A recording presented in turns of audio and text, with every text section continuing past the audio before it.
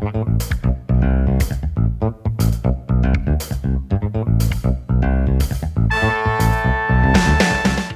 is John Zaninovich. Welcome to Move My Mass. You'll be hearing from great guests talk about balancing life and being fit.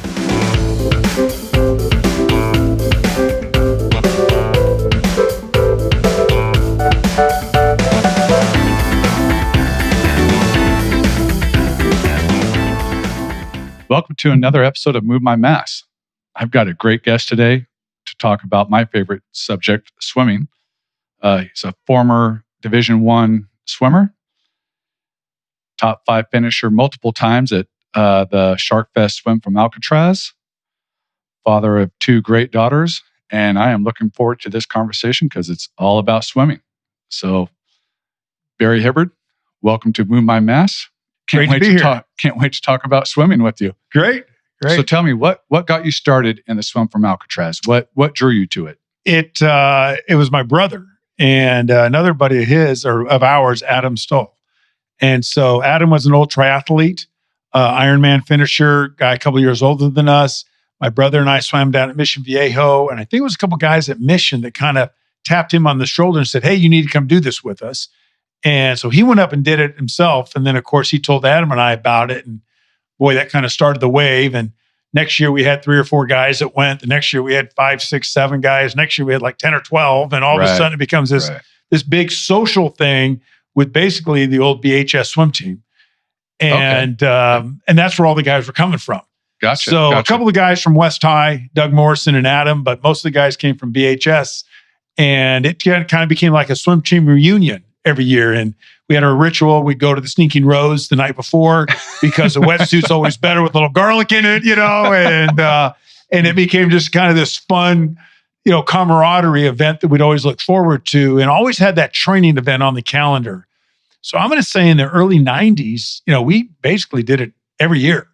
Okay. We rarely missed. Right. And then as you get older and stuff and life starts to occur, then 1 or 2 guys would fall off and different things would happen. And now it kind of, in fact, my brother and I were just talking, we're going to try and get the band back together for 2021. Yeah. And if they allow it to go on, we're going to try and get back up there because we need a little carrot. And how long is that swim? How far is it again? It's a mile and a half. It's basically a mile and a half sprint.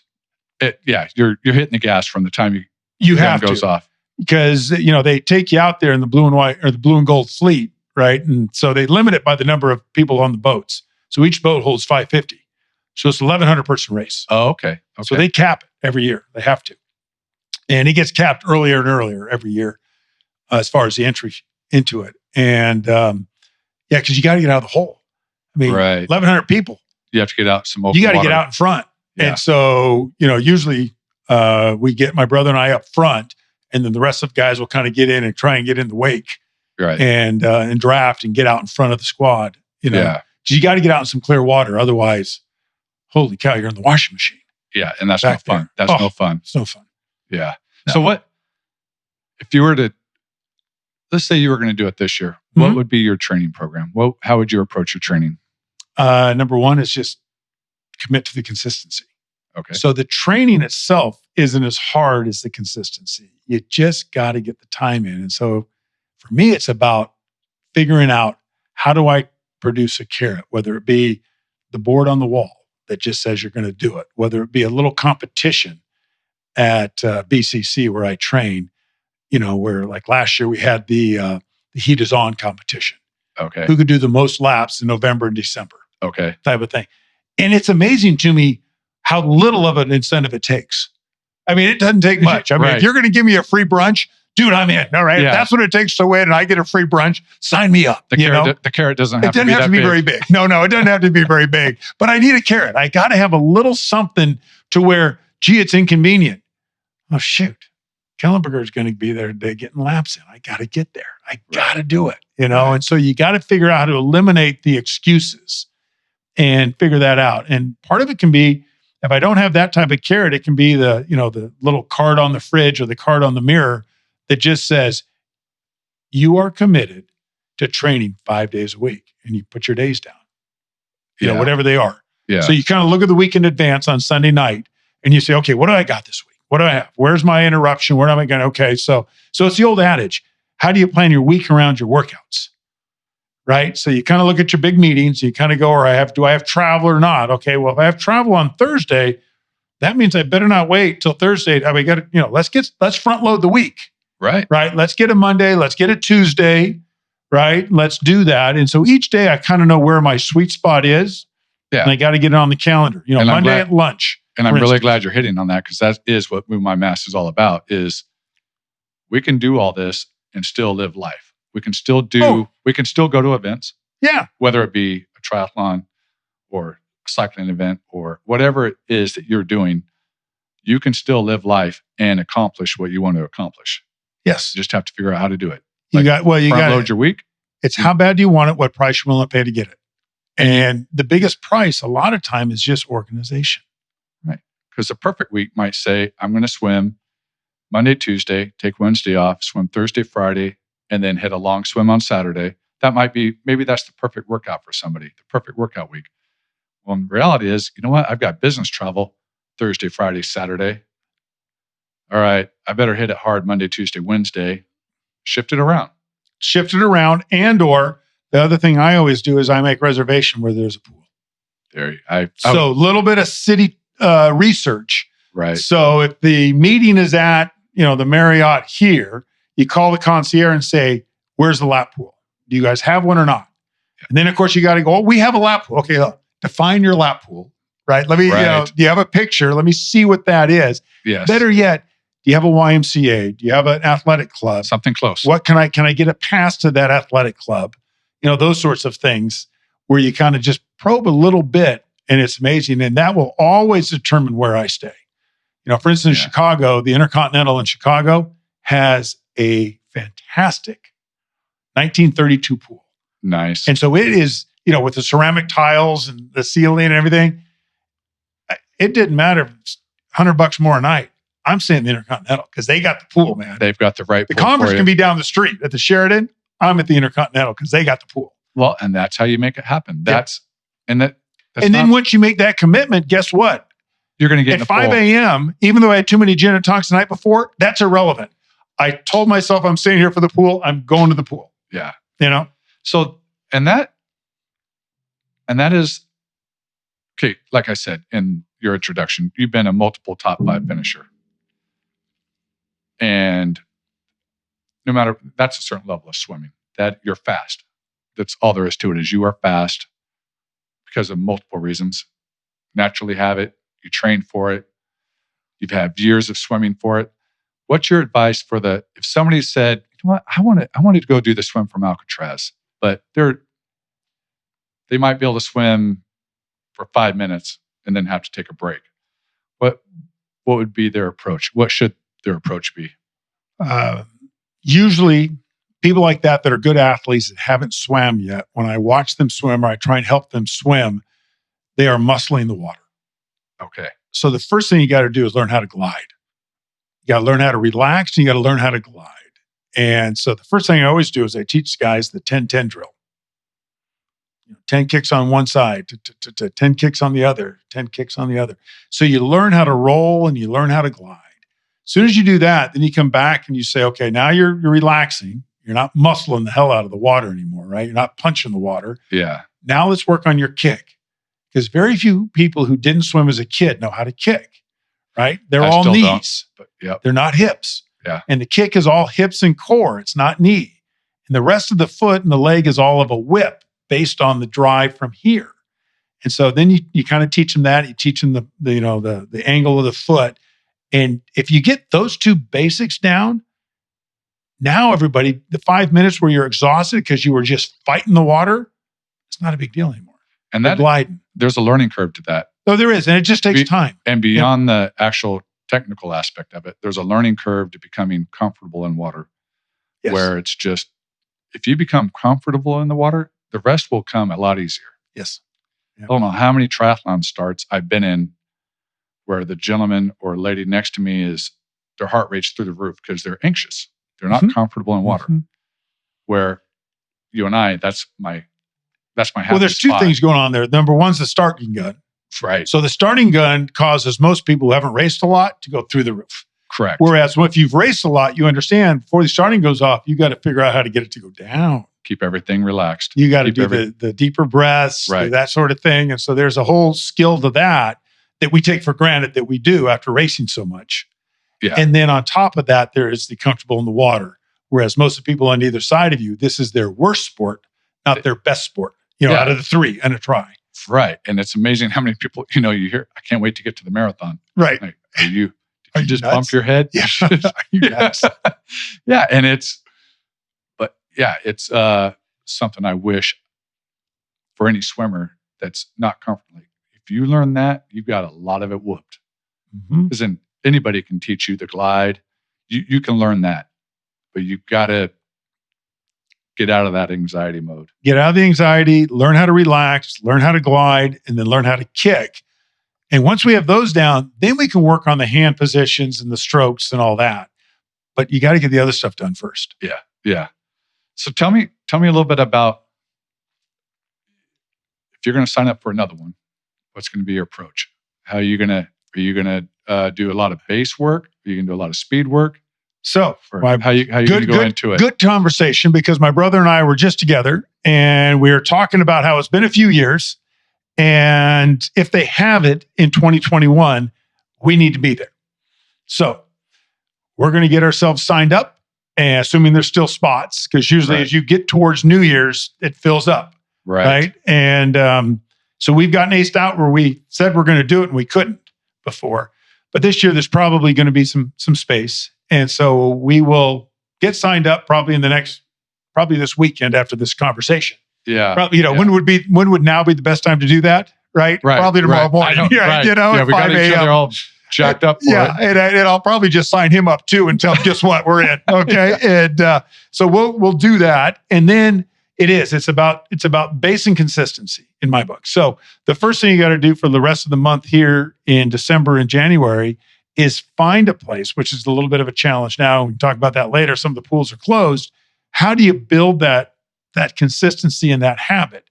And in my mind, especially as I've gotten older, it's more important to have the consistency than it is the intensity. Gotcha. So yeah, definitely. I agree 100%. Consistency. Because if I can get myself there consistently and I start having some fun, I will naturally start to push more and more.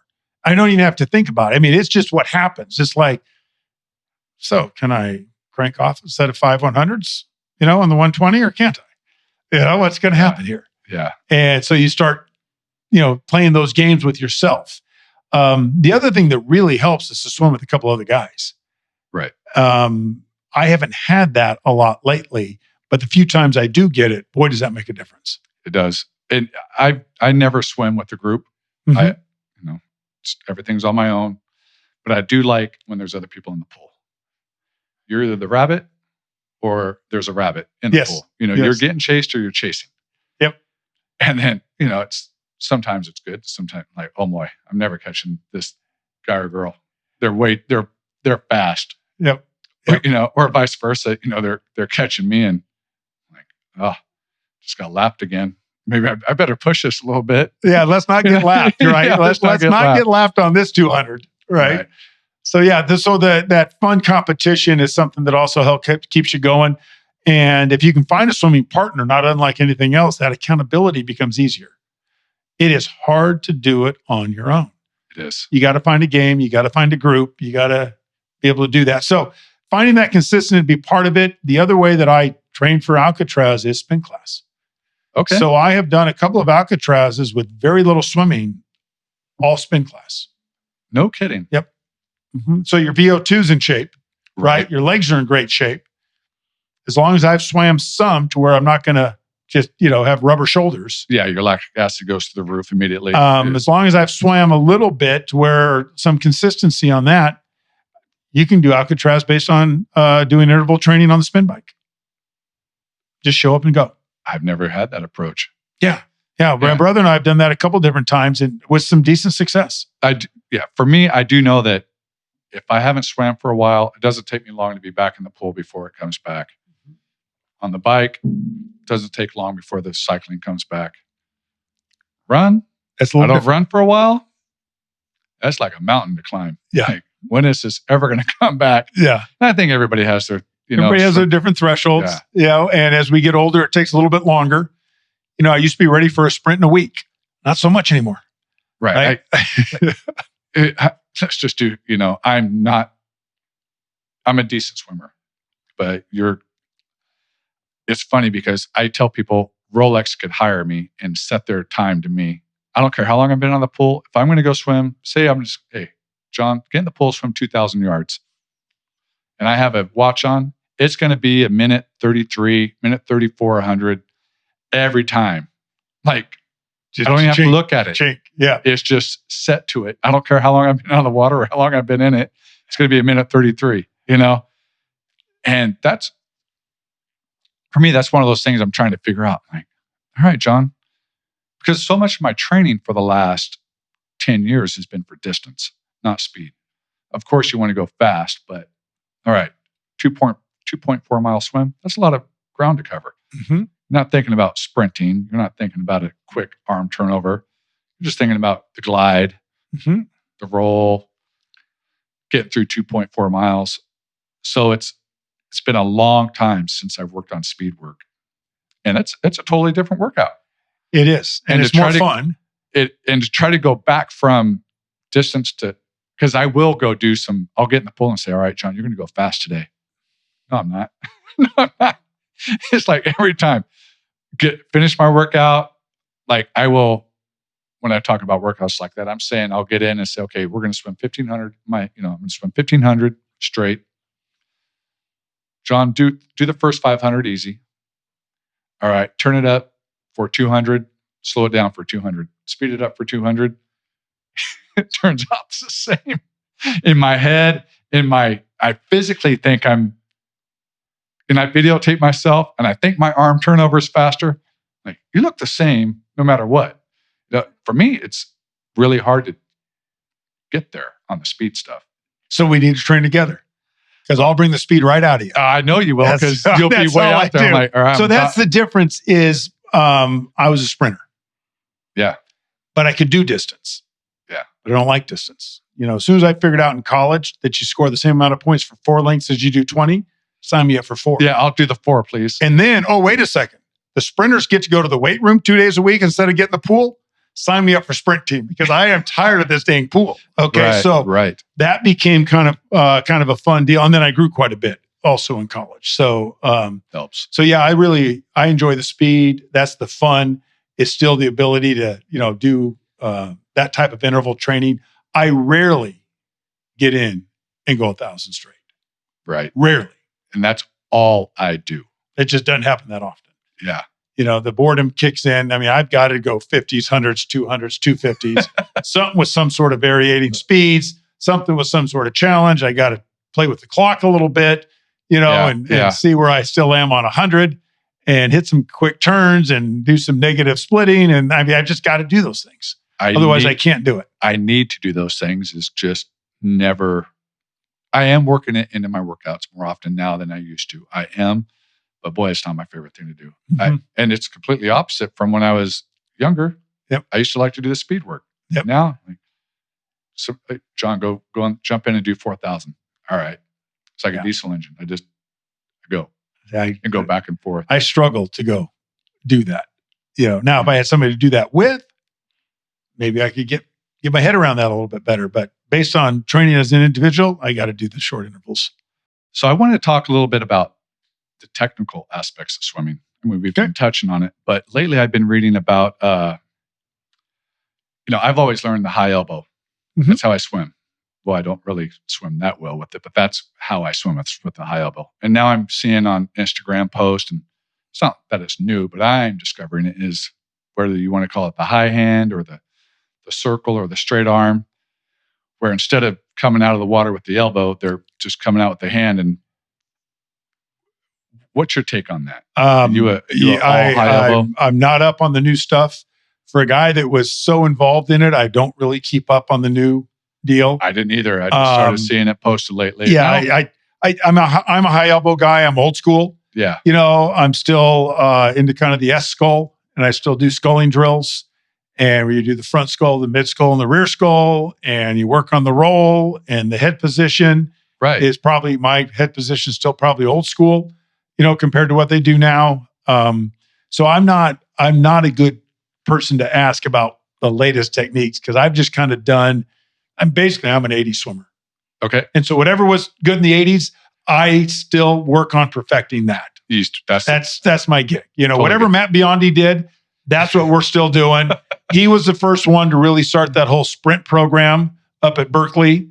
Right. And he kind of changed the way swimming worked a lot, particularly for larger guys like us that are over 6 foot, that are over 220 pounds. Yeah. He changed everything. Yeah. And, there's no longer the need. A guy that weighs 210 or 220 can't train like a guy that weighs $160. Can't. Right? You can't. Your shoulders can't do it. There's no Can't need to. And so that whole regiment that changed in the 80s there with the Berkeley system, and then the way relays have kind of come into play and stuff in the point scoring, it just makes more sense. So even today, if some kid, asked me what to do, I'd say you got to learn how to sprint. Because look at all, if you can learn how to do a good 100 free and a good 100 fly, you can do all kinds of stuff. Right. I mean, come on. They take 8 guys to the Olympics in the 100 free, right? Because they get 2 relay team deep just in case injuries occur and everything else. I mean, let's go. Right. That's the game now. So now you have the sprint, the 200 relay, 200 free, the 400 free, the IMs. I mean, all those things. There's a lot of places where a guy or a gal that is good at 100 free and 100 fly, or 100 free and 100 back, can participate and add value. Lots of places. There is. And there's not as many places, in my opinion, for the distance. That's kind of an isolation deal. And I'll just tell you, it's not as much fun in the distance lane. It's just not. There is no fun in the distance lane. The sprinters have a lot more fun. It's just a lot more. There's a lot more grab ass. There's a lot more just camaraderie and stuff. And it's just a fun place to be. And you're racing every day. Yeah. You're getting on it. Yeah. And that was the thing that Biondi and that whole era changed is if you want to swim fast, we're going to swim fast every day. Yeah. We're going to work on that. And that did change because it used to be no matter if you're a sprinter or a distance guy, you could just go in and pound the yardage. Everybody trained the same. That was the old Don Gambrell deal, the Olympic coach down at Long Beach State, and then USC's training. And then we were at Mission Viejo with Mark Schubert, and that whole thing was just pound, pound, pound. Yeah, let's do another 10,000 yard day. As you started to get a little older and you got bigger and you got stronger, you're like, I don't need to do that. Why am I doing that? That's crazy. It's so much nicer now. Well, I don't swim, but just to watch the high school and college programs that I do witness, like this is completely different from when I swam. They're way smarter. Way smarter. And they're faster. It's all about the starts. It's all about the turns. It's about the technique and it's about the speed. And then you need some distance guys. Yeah. And you got to have those guys that really enjoy that and do that. Let them go do that. But the points are scored with the sprinters. And you don't need to go swim 10,000 yards a day if your event is the 100 and the 200. No. You just don't. You're in the water for 1 to maybe 2 days a week. You do that over distance, that long, slow training, that sort of thing. But the rest of the time, you're working on speed. Yeah. Yeah. Which is. So how do you approach nutrition nowadays? I'm aware of it. Okay. So let's start with that. So you got to remember, I'm an old 80s college swimmer. Okay. We were on the seafood diet. Forget swim. Oh, I know. Okay, we see it, we eat it. That was our diet. Well, how many yards were you putting in back then? 10,000. 10, yeah. 10 a day. On regular days, but not, I bet during your 2 a days, you're probably putting in 15. We would approach that because usually we'd go 4 to 5 in the morning. Yeah. And then, depending upon the afternoon session, we could go another, anywhere from 6 to 8. Yeah. That is a lot of calories. Yeah. And nutrition for that is one thing, but but you still work out consistently. How do you approach nutrition on it? Again, I'm aware of it today. Right. I still am riding the metabolism wave, although I recognize my wave is slowing. Right. Finally, and so I am a little bit smarter today than I ever have been. So I don't do a lot of special eating. I just try and eat smart. I don't eat the gigantic portions anymore that I did, although I can usually still buff up if need be. Yeah. Right. If somebody wants to challenge me to an eating contest, okay, game on. Yeah. And we can, basically it's a lot more of the lean fish, chicken, buying the higher quality things, trying to teach my kids good habits. So we're doing a lot of vegetables and kind of doing the balance, still doing a little bit of fruit, but kind of focused on the slower, lower sugar content fruits. Yeah. And just trying to just be a little bit smarter, but I'm not a fanatical diet guy by any means. Now, at the same time, I'm not a big dessert guy. I don't really like sugars. I'm not a soda guy. Right. And so other than the Dr. Pepper with Mexican food, right? But you gotta have it. Got to have that. And then to drive, sometimes at night, I need a Dr. Pepper. Right. But now for the most part, I just kind of normal, sensible. I don't eat any of the office candy. I don't eat any of that, none of that even appeals to me. Right. Yeah. And so you have the ease of not liking sweets. So that takes a lot of it takes a lot of the deal out. Yeah. It's just not my thing. That's a great approach. That's what I like to hear. That's what I want people. There are times during the year where I'm like, okay, I'm really going to buckle down and count calories and really buckle down, but it's not very often. Most of the time, my approach is the same as yours, and that's what this is all about. I mean, I don't eat fast food unless I am desperate. Yeah. I mean, it's not even, I don't even think about it. It's not I don't even drive past. It's not even an option, right? Yeah, I mean, right. But once in a while you get stuck and, if I don't eat something, I'm not going to feel very good here in another 30 minutes. Let's just go do that. Yeah. But that is a rare once a year type of thing.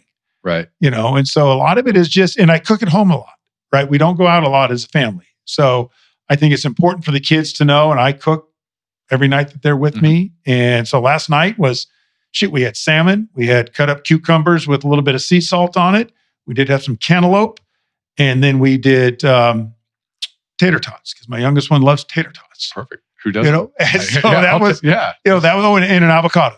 Yeah. Sliced up. Perfect and dinner. that was dinner last night, and so that's the type of thing that we're doing on most nights. And so we'll rotate through, and then I have some special soups and stuff that I make. And so I'm not crazy on the calorie count, but I'm conscious of it. Right. I mean, I'll turn boxes over and look and go, okay, what's that? But for the most part, I just try and stay active and just try and stay smart and stay away from the sugar. Excellent. Yeah. So it's nice to talk to you today because, learn that you can do it. When you travel, figure out your workout week. Mm-hmm. You can figure it out.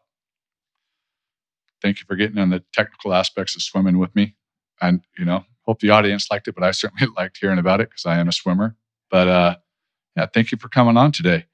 And looking forward to getting the pool with you. Maybe I think I need a training guy. So if you can do the distance, you teach me a little more discipline on distance, and I'll teach you a few tricks on. Let's get some speed up. All right. Thank you so much, Barry. All right. Thank you, John.